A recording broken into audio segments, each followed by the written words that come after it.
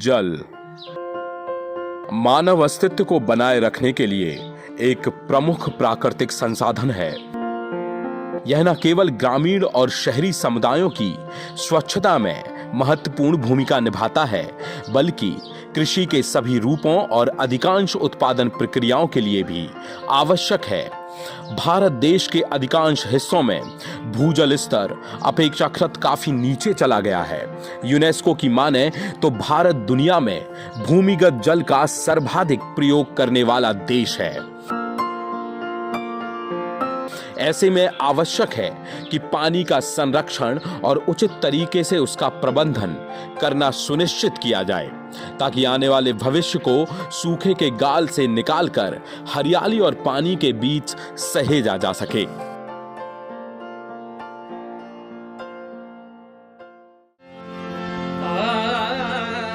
आइए आपको ले चलते हैं अलवर जिले के गोपालपुरा गांव में, जो अपने वाटर कंजर्वेशन और वाटर मैनेजमेंट के नायाब तरीकों से पूरे विश्व में मिसाल कायम कर चुका है।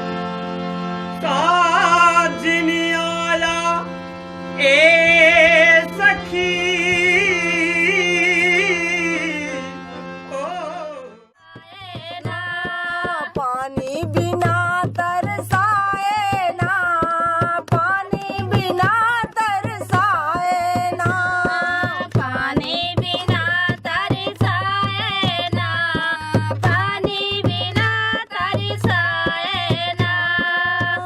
बरसों भाग्यवान, बरसों भाग्यवान। अलवर से तकरीबन 192 किलोमीटर दूर स्थित एक छोटे से गांव में 44 साल से जल संरक्षण की मुहिम का झंडा बुलंद किए राजेंद्र सिंह द गार्डियन की उन 50 शख्सियतों में शुमार हैं जो इस धरती को बचाने का मादा रखते हैं। राजेंद्र सिंह ने 44 सालों में राजस्थान में 11,800 जोहड़ बनाकर 1200 गांवों को पानीदार बनाया है। आंकड़ों की माने तो लगातार 2 साल के कमजोर मानसून के बाद देश भर में लगभग 330 मिलियन लोग यानी देश की 1/4 आबादी गंभीर सूखे के कारण प्रभावित है।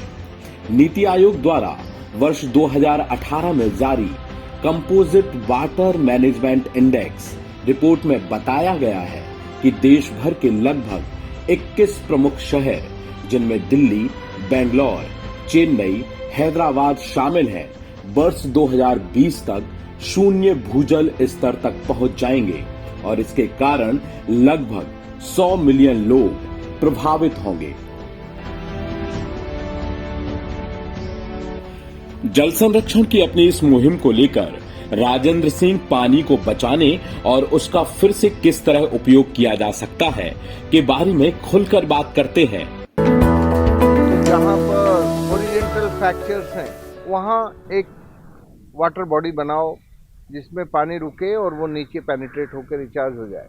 जहाँ स्टीप स्लोप हैं, वहाँ कॉन्वेक्स डिजाइन के बांध बनाओ, उल्टे बांध। जहाँ नेचुरल डिप्रेशन है और मिट्टी में लाइम कंटेंट है, वहाँ कॉनकेव डिजाइन के स्ट्रक्चर्स बनाओ। जहाँ जेंटल स्लोप्स हैं, वहाँ स्ट्रेट फॉरवर्ड सीधी स्ट्रक्चर बनाओ। जब हमारा क्रॉप पैटर्न की रेन पैटर्न के साथ रिलेशनशिप हो जाएगी, rain pattern with crop pattern जुड़ जाएगा, तो सब काम ठीक हो जाएगा। पानी कम खर्च होगा, मिट्टी का इरोजन नहीं होगा। इरोजन नहीं होगा तो नदी में, रिवर में सिल्टिंग नहीं होगा। तो हमें क्रॉप पैटर्न को रेन पैटर्न के साथ जोड़ने वाला नॉलेज चाहिए।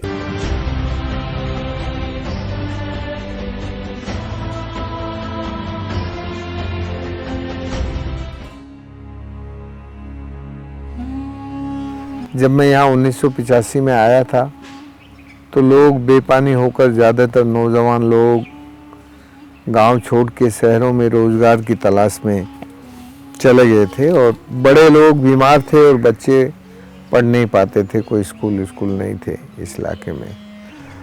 तो जब मैं यहाँ आया तो उस वक्त हमने बच्चों की पढ़ाई का काम और बड़े लोगों की दवाई का काम शुरू किया जो लोग बीमार थे। ये जोड़ बंधे हुए हैं ना सब, ये पुराने हैं सब, हमारे बुजुर्गों ने खुद के पैसे से बनवाए थे, फिर इन्होंने इनको संभाल लिया। फिर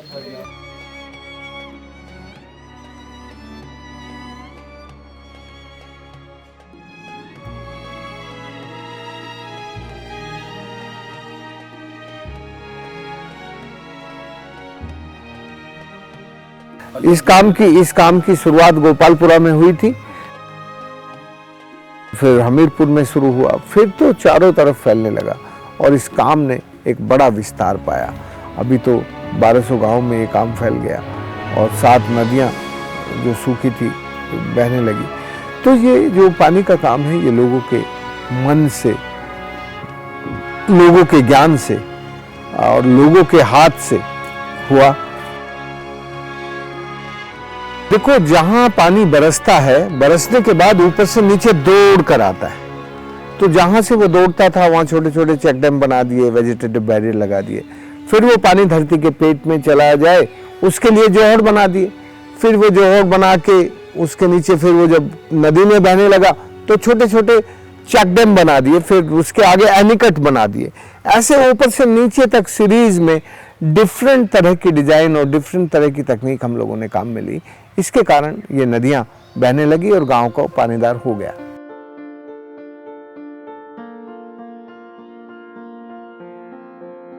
1959 में जन्मे राजेंद्र सिंह भारत के उन प्रतिभाशाली व्यक्तियों की सूची में शामिल हैं जिन्हें 2001 में सामुदायिक नेतृत्व के लिए रैमन मैग्सेसे पुरस्कार से भी सम्मानित किया गया था। उनके जल संरक्षण के प्रयासों को लेकर उन्हें पानी का नोबेल कहे जाने वाले स्टॉकहोम वाटर प्राइज से भी वर्ष 2015 में सम्मानित किया गया है।